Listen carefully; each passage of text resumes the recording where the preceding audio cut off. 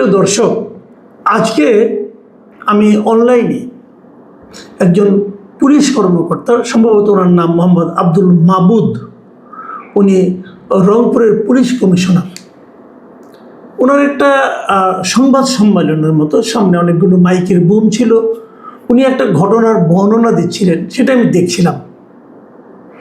এটা হলো যে এই রংপুরে যে একজন স্কুল শিক্ষক, অবসরপ্রাপ্ত স্কুল শিক্ষককে সপরিবারে হত্যা করা হয়েছে, এই ঘটনাটা কিভাবে ঘটেছিল তার উনি বর্ণনা দিচ্ছিলেন।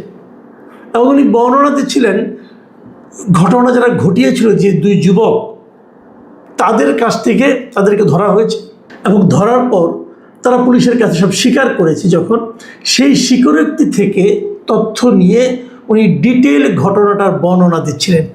মানে আমি কি বলবো, আমি যতটুকু পেরে দেখেছি, মানে আমি আর দেখতে পারিনি।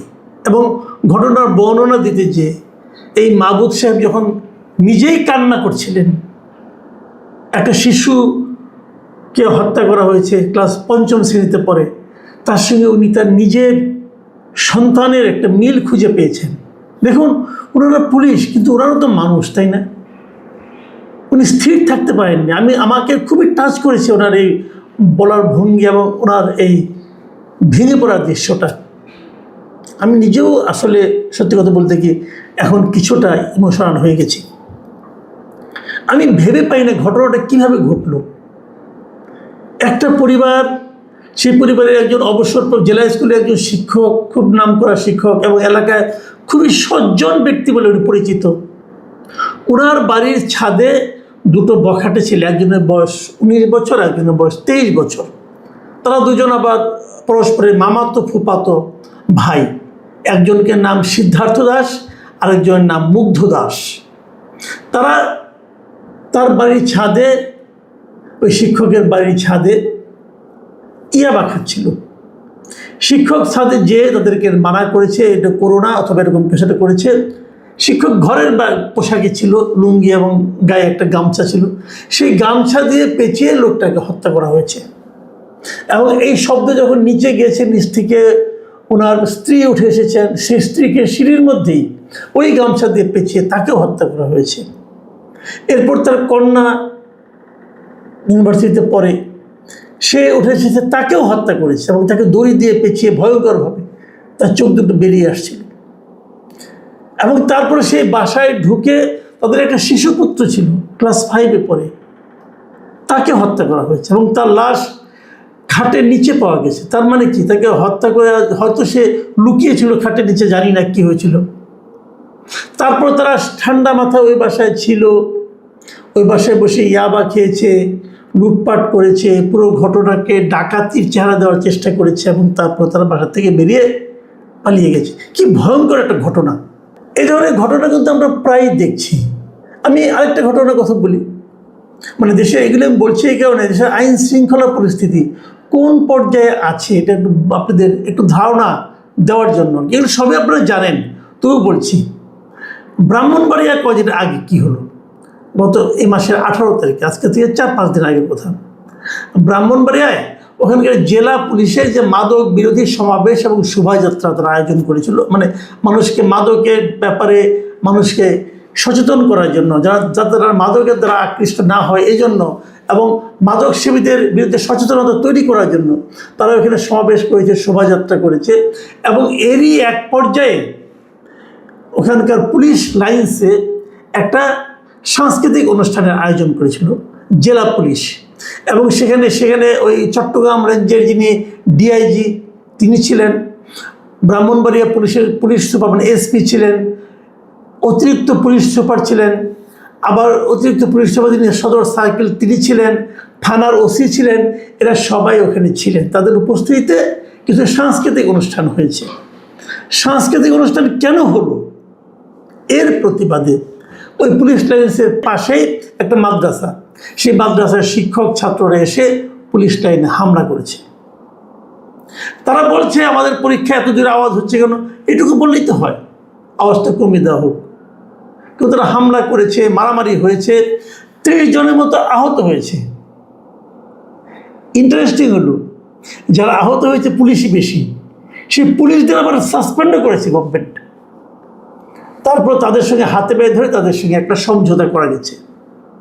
দেখুন, পুলিশ লাইন্সে হামলা হয়েছে। পুলিশ লাইন্স কি আইন জানতো না? পুলিশের ওখানে কর্মকর্তারা ছিলেন, তারা কি আইন জানতো না যে কতটুকু ভলিউম দিয়ে গান শোনা যাবে? জানতো।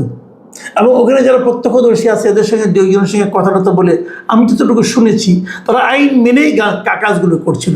কিন্তু গান হবে কেন? এই অপরাধে মাদ্রাসার লোকজন এসে সেখানে হামলা করেছে। ছাত্ররা তো নিজেরা আসেনি, তাদেরকে উস্কে দেওয়া হয়েছে সেও নিশ্চিতভাবেই, এবং সেই হামলা হয়েছে, মারামারি হয়েছে। হেফাজতে ইসলামের একজন বড় নেতা ওই মাদ্রাসাটার প্রতিষ্ঠাতা। এই ঘটনার বিচার কি হলো?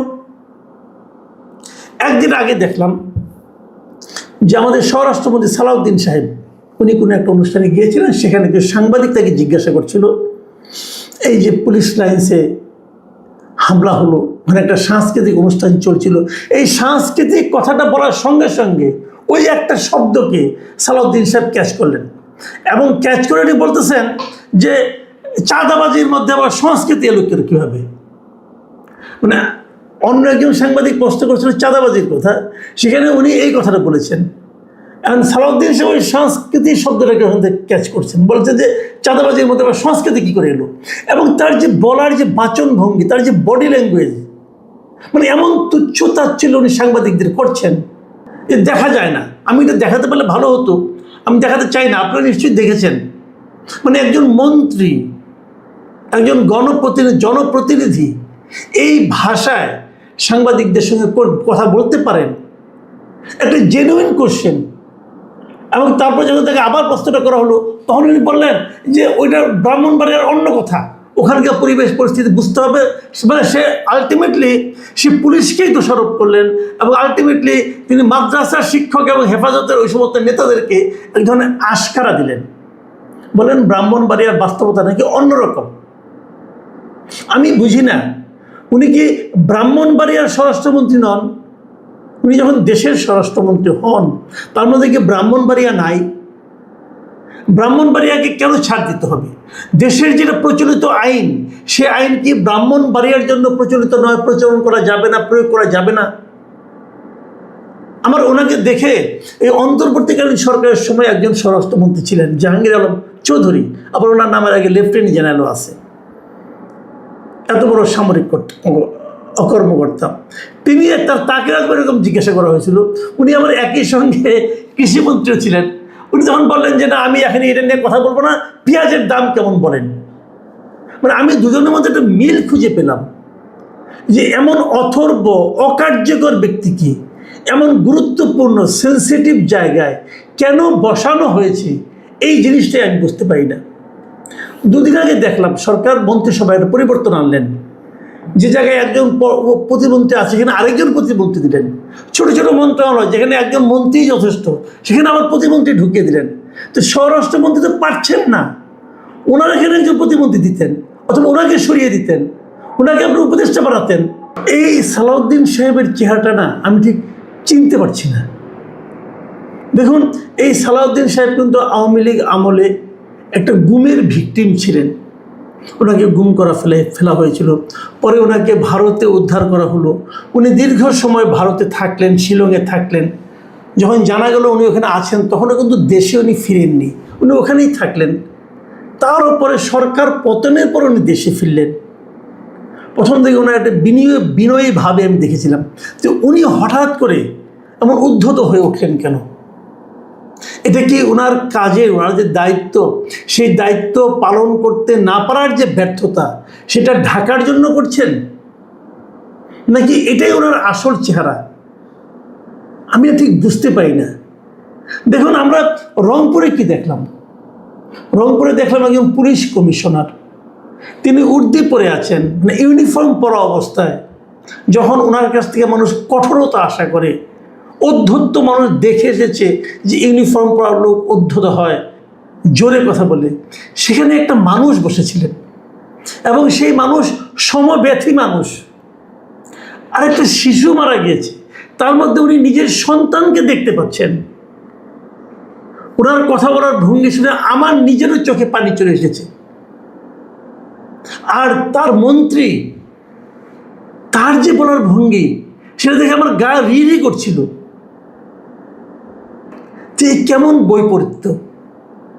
দেখুন, একটা কথা আমি বলি, দায় কার? আমি যদি রংপুরের কথা বলি, এই দায় কার? আপনি বলবেন না, স্বরাষ্ট্রমন্ত্রী কি করা আছে?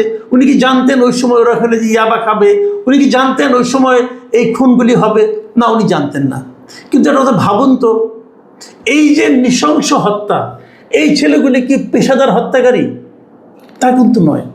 ঘটনাটা হয়েছে, ইয়াবা এমন একটা নেশা, ইয়াবা খাওয়ার পর, ইয়াবা সেবন করার পর মানুষ আর মানুষ থাকে না, মানুষ তখন পশুতে পরিণত হয়।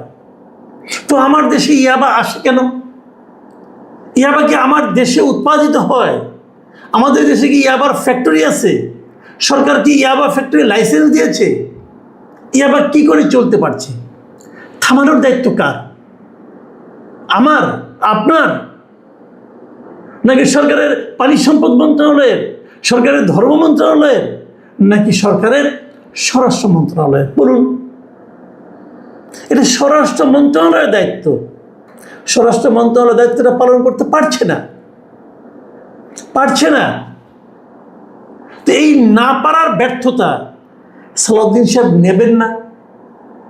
নাকি এই ব্যর্থতা ঢাকার জন্য উল্টো অ্যাটাক, উল্টো ধমক, উল্টো কথাবার্তা, উল্টো উষ্মা প্রকাশ, এই পদ্ধতি কি দীর্ঘদিন কার্যকর হবে?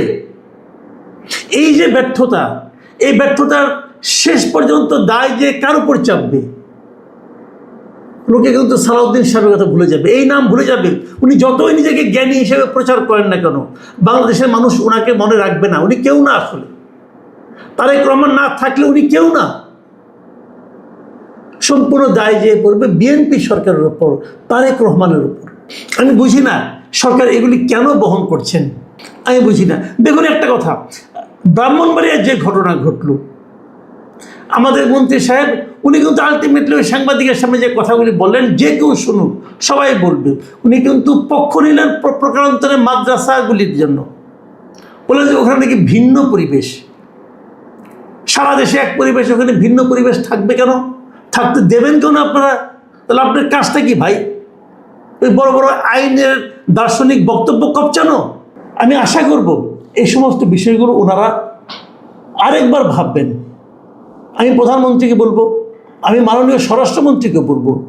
আমি স্বরাষ্ট্রমন্ত্রীর প্রজ্ঞা, জ্ঞান, এরা আমি বিশেষ ভক্ত। ওনার কথাবার্তা আমার খুবই বুদ্ধিদীপ্ত মনে হয়। আমি ওনাকে বলবো, ভাই মাটিতে পা রাখেন, প্লিজ মাটিতে পা রাখেন। আপনি কিছুই হয়ে যাননি। এই দেশে অনেক বিশাল বিশাল পার্সোনালিটি, অনেক বিশাল বিশাল লোক আমরা দেখেছি যারা মানুষকে মানুষ মনে করতো না। কোথায় তারা এখন? একবার ভাবুন, আপনি তেমন কিছু হয়ে যাননি এখনো। এই দেশের মানুষের সেবা করবেন, এই দায়িত্ব আপনি নিজে থেকে চেয়ে নিয়েছেন। আপনাকে হাতে পায়ে ধরে আমরা দেইনি দায়িত্ব, বরঞ্চ আপনি আমাদের হাতে পায়ে ধরে এই দায়িত্ব নিয়েছেন। দায়িত্ব পালন করুন। পালন করতে না পারলে দায়িত্ব ছেড়ে দিন। ছেড়ে দিতে না চাইলে দায়িত্ব পালন করতে না পারার যে অপরাধবোধ, সেটা আপনার চোখে মুখে ফুটে উঠুক। এটাই হলো আপনার কাছে আমাদের চাওয়া। আপনার অধ্যত্ব আমরা সহ্য করব না। প্রিয় দর্শক, আমি ব্যক্তিগতভাবে একটু হতাশ এবং একটু আবেগাক্রান্ত। দেশ এভাবে চলতে পারে না। কথা পরিষ্কার ভাই, আইন শৃঙ্খলা বলতে কিছু থাকবে না। আগের সরকারের মব চলতে থাকবে, মাদকের স্বর্গরাজ্যে পরিণত হবে, যা ইচ্ছা তাই করবেন সবাই, আর সেটাকে আমাদের মেনে নিতে হবে। এটা হবে না ভাই। এখন এ পর্যন্তই।